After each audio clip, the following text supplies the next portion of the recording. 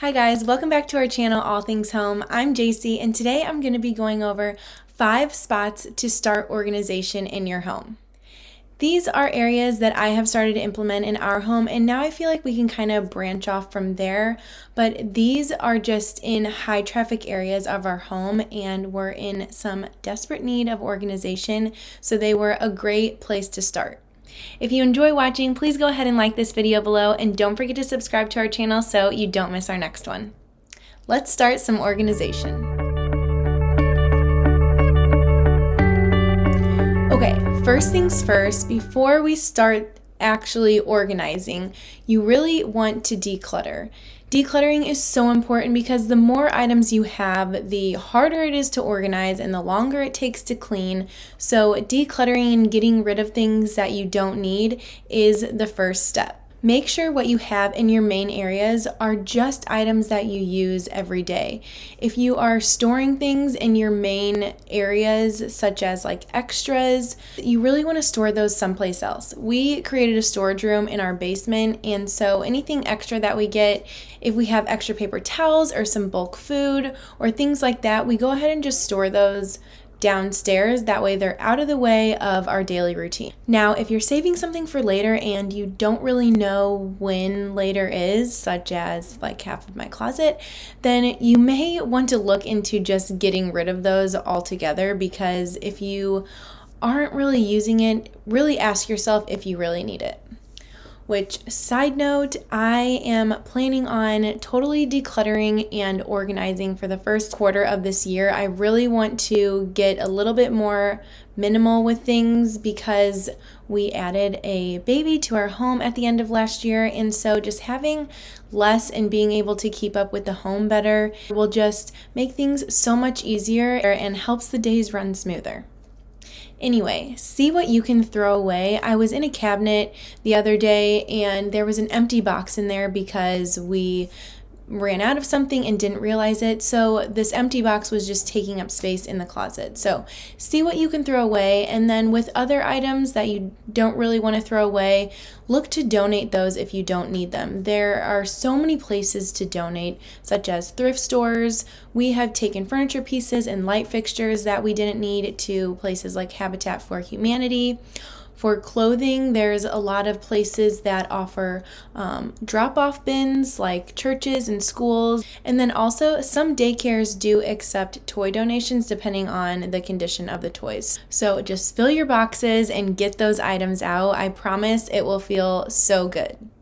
Okay, the first spot I'm going to talk about is where to put your mail. We always would walk in the door, walk straight to the kitchen, and drop our mail on our kitchen table. It was just our first stopping point when we got home. And so creating a spot that was still in our pathway to the kitchen where we could drop our mail off was just going to be so helpful in organizing the mail and also keeping our kitchen table clutter-free, because the mail would stay there and then we would end up with piles of papers that we would have to go through again. So implementing this will help save time and also just help keep the kitchen table a little bit more clutter-free. We already had these 2 little bins. They used to be in our office, which is now our nursery, and so I may end up buying something later, but I just wanted to repurpose these for now and make sure that this system works for us. But just having 2 separate bins so that we can separate my husband's mail from my mail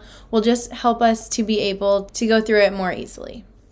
The next spot I'm going to talk about is kind of where your kids' toys tend to linger. And we don't have a playroom upstairs, so ours tend to linger in our open area, which is a little bit of our kitchen and our living room.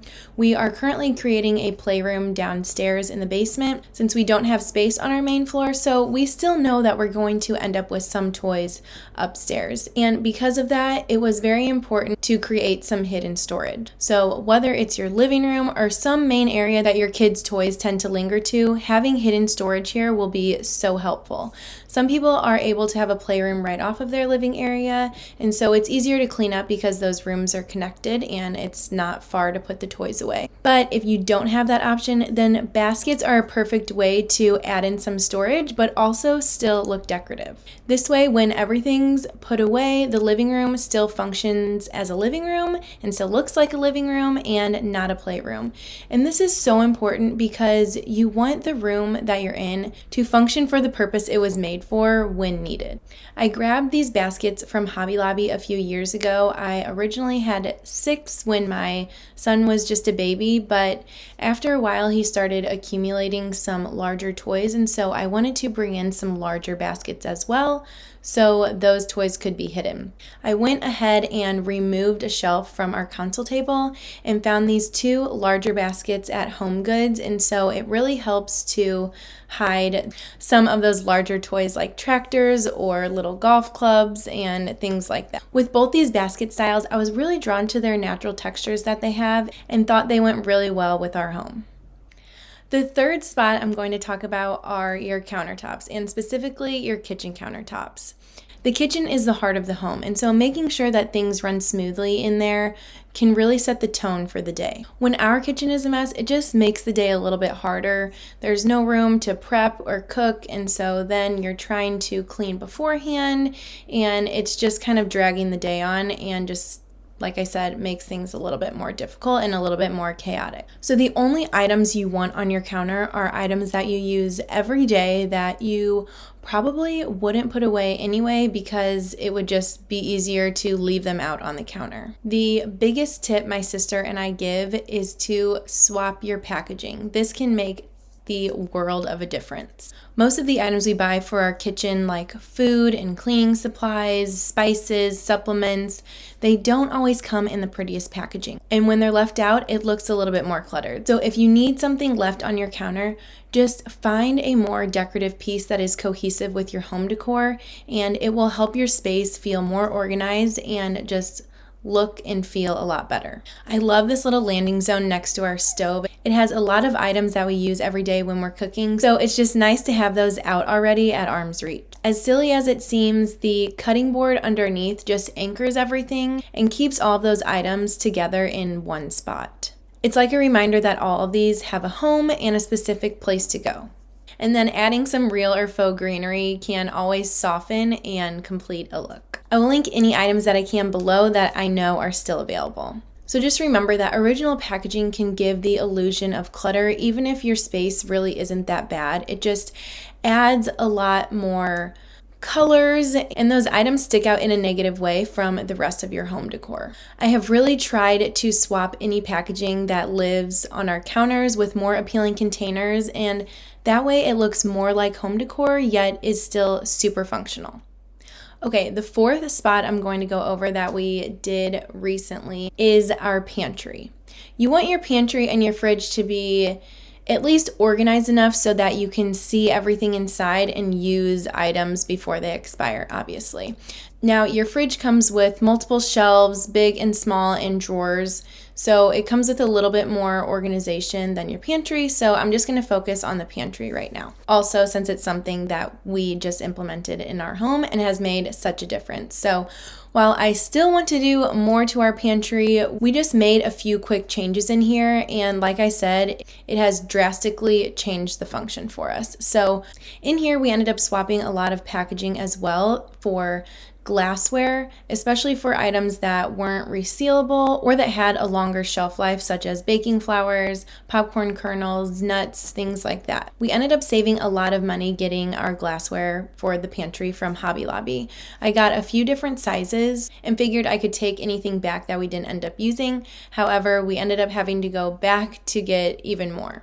Hobby Lobby has sales all the time, and I ended up going when their glassware was 50% off, so I got lucky that I didn't have to wait around for a sale, but you can always go on their website and see what their current sales are on. We also had 4 large glass mason jars that were originally just sitting on our cabinets, and we maybe used the small one 2 to 3 times, and honestly I hated having these sit out without being used and having a purpose, so I'm glad we finally moved them into the pantry where they're actually now functional. We also incorporated a Lazy Susan from Target's Bright Room collection, and we mostly just put cans on here. I love the Lazy Susan because it takes up the depth of the pantry, but you're still able to spin it and get to the back side of it as well. For small snacks, we also used some clear bins from the Bright Room collection at Target, and these are just super simple, but greatly help with some organization. Then for any other smaller bags or random baking items, we just used some bins that we already had so that we could just get a little bit more organization in there. The last thing we did for our pantry was get the brooms and dusters off of the floor and hang them on the door. We used command hooks for the duster and the larger broom, and then we just found a hook off Amazon that was a little bit wider for the smaller broom. This was again super simple, but now we don't have to worry about the broom getting in the way or falling out of the pantry when we open the door, and now these have a specific home to go to. Okay, last but not least is the bathroom, and the bathroom can get cluttered so easily because a lot of times it's where we get ready, and so the vanity top can get overcrowded if items don't have an easily accessible home to go to. I'm going to use our kids' bathroom as an example because it's also our guest bathroom, so we really want to make sure that we can tidy quickly and also be able to access things easily as well. Besides the closet and the cabinets under the vanity, I really like to utilize these open shelves that we have above the toilet because, again, I want to make sure that, yes, there's some decorative pieces up there, but that the shelves are also functional. I put fresh washcloths in this little basket that we have, and that way guests can grab it if they need it, or we can grab it if we need it during bath time, and it's right there. Q-tips and cotton balls can be nice to put on display, if you want to say it like that, just because they're all one color, white, and so we put ours in some clear glass jars so that our guests can see them as well if they need them, but there are so many cute containers that these can be put into, they don't need to be glass.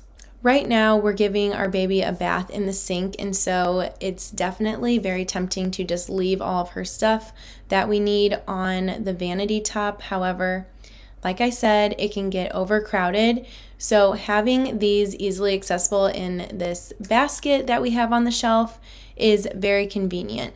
We can easily take this down, get out what we need, and then toss it back in the basket and up on the shelf. It is something that is so very simple, but the basket adds decor, yet is still super functional. With interior design, the design is achieved when beauty and function come together as one. Now, of course, that's looking at the overall design, but it can get down to the littlest of details. If something in your home has no purpose or meaning, it really shouldn't be there. You should not buy something just to fill a space. You want to make sure that it is serving you a purpose in some way. That wraps up this video on 5 spots to start with organization. Thanks for watching, guys. Don't forget to like this video below and subscribe to our channel for more budget-friendly home decor and design tips and DIY projects. See you next time.